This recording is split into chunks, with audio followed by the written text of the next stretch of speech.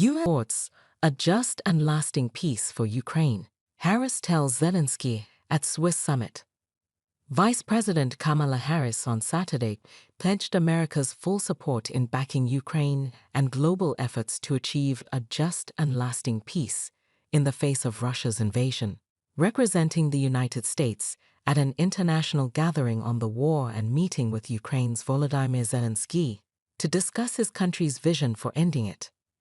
As she arrived at the meeting venue overlooking Lake Lucerne for what would be a 28-hour dash from Washington and back, Harris announced $1.5 billion in U.S. assistance through the State Department and the U.S. Agency for International Development. That includes money for energy assistance, repairing damaged energy infrastructure, helping refugees, and strengthening civilian security in the wake of the aggression by Russian President Vladimir Putin. War is not our choice. It's Putin's choice, Zelenskyy said alongside Harris before their private meeting.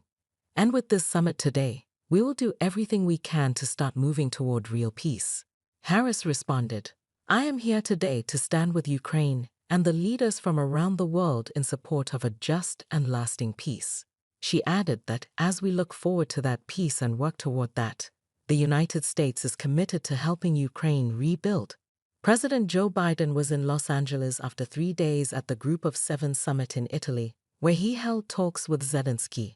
Biden flew from Europe to California for a Saturday night fundraiser with Hollywood A-listers George Clooney and Julia Roberts. That decision to skip the summit on Ukraine spotlights the competing election year demands facing Biden as he tries to balance a complicated domestic and foreign policy agenda while running against former President Donald Trump. It also reflects the growing profile Harris has found making the case for a second Biden term as the 2024 campaign heats up. "Being vice president means you take a lot of hits for the team," said Matt Bennett, who served as an aide to former Vice President Al Gore. "In the past, these moments on the global stage have been good for her. She looks presidential and very capable among world leaders." Zelenskyy, for months, publicly lobbied Biden and other world leaders to take part in the meeting, even warning that their absence could further embolden Putin in his 28-month war. Biden ultimately decided to send Harris and White House National Security Advisor Jake Sullivan to represent the administration. "Skipping the summit is a missed opportunity for the president and for the United States," said Bradley Bauman, Senior Director of the Center on Military and Political Power at the Foundation for Defense of Democracies in Washington. That said, sending the vice president with the National Security Advisor is not exactly sending the junior varsity team. Biden has increasingly turned to Harris as he tries to reassemble the coalition of voters behind the victory over Trump, and one needed again to help win a second term. Harris has taken a more visible role in making the pitch for Biden to a diverse cross-section of the Democratic base. She visited an abortion clinic in Minneapolis to spotlight the administration's record on the issue. She has launched an effort to highlight economic development on Biden's watch, with a particular focus on minority communities.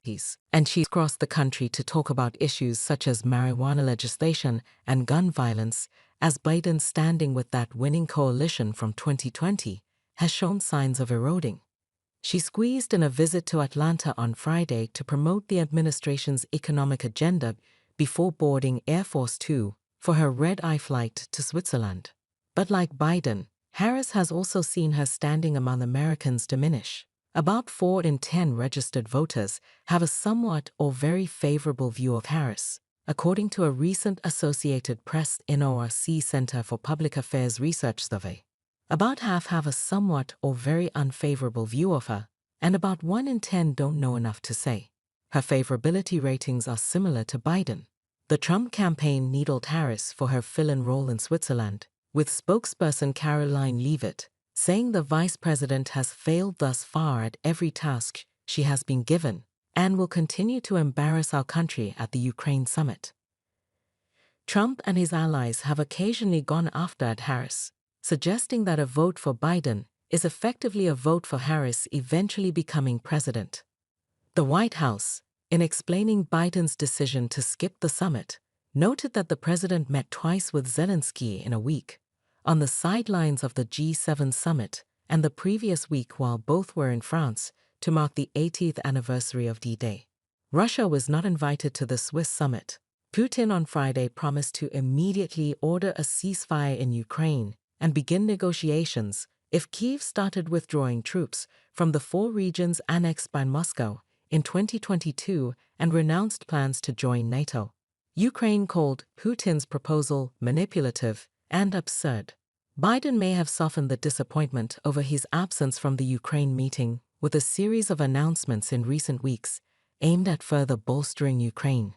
G7 leaders this week announced a $50 billion loan package for Kyiv that will leverage interest and income from the more than $260 billion in frozen Russian assets.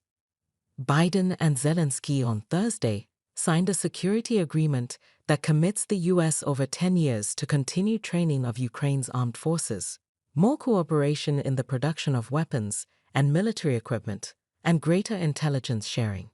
Biden has approved sending Ukraine another Patriot missile system, something Zelenskyy says is desperately needed to defend against Russian strikes on Ukraine's power grid and civilian areas, as well as military targets. And late last month, Biden eased restrictions that kept Ukraine from using American weaponry to strike inside Russia. This allows strikes into Russia for the limited purpose of defending the second-largest city of Kharkiv, which sits 20 kilometers, 12 miles, from the border and has been bombarded with attacks launched from inside Russia.